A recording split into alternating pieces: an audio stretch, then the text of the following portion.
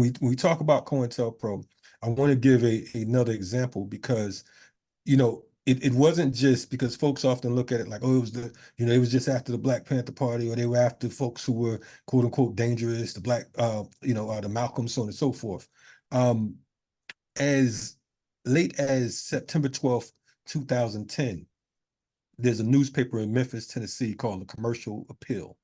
And the Commercial Appeal reported that a famed photographer, a civil rights photographer that was well known by the name of Ernest Withers, was in fact an FBI informant, and he spied on Dr. Martin Luther King and the civil rights movement.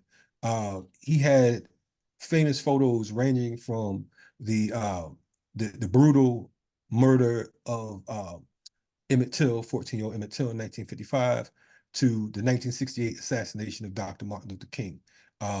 He actually shadowed King the day before his murder, and he snapped all types of photos, and he told agents about meeting the civil rights and so-called suspected Black militants.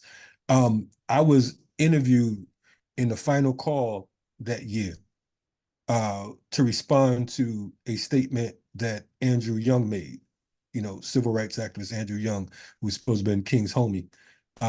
He said that he said, I always liked Ernest Withers. And he said, because he was a good photographer, he said, I don't think that Dr. King would have minded him making a little money on the side. This is what Andrew Young said. You know what I'm saying? And this is documented, so we're talking about, there's so many levels and there's so many layers of counterinsurgency. I'm going to say this, Youri. Yeah. Myself, I've been organizing now for 38 years, right? I'm 53, Yeah. right?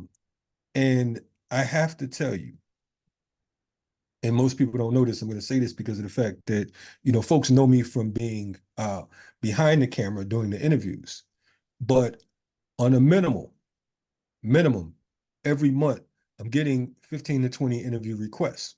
And this is from all over the world. And I turn down at least 90%. Why?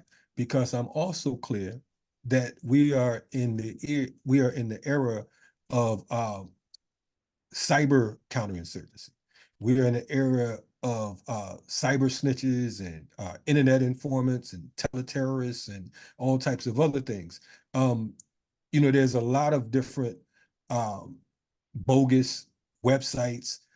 I know that back in 2006, we had discovered that the U.S. military was actually paying bloggers to create bogus blog sites to discredit different groups and individuals.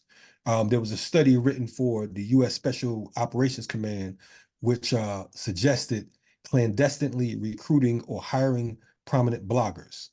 In 2006, a report for the Joint Special Operations University stated that called Blogs and Military Information Strategy, talked about how they were co-opting different bloggers and putting them on a payroll.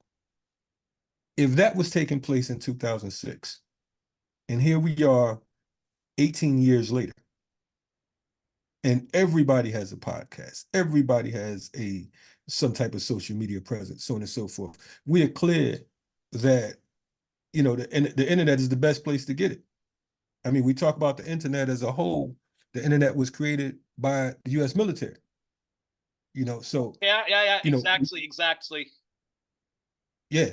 So we can't. The thing is, we get stupid, and I know a lot of quote unquote activists, a lot of quote unquote folks who consider themselves freedom fighters and who are trying to get a name and trying to get fame and trying to get grants from every which way they possibly can. They're hungry. And this is when you are trapped. You fall into the snare. You walk right into the situation. And the next thing you know, you're bringing down the whole movement because you're weak. You asked me a question a little while ago about how do we unite these movements? What's it going to take? It's going to take political education. It's going to take a lack of ego. It's going to take us turning down funding from individuals we don't know. It's going to take us being serious about life, because once you're serious about humanity, then everything else is going to fall into place.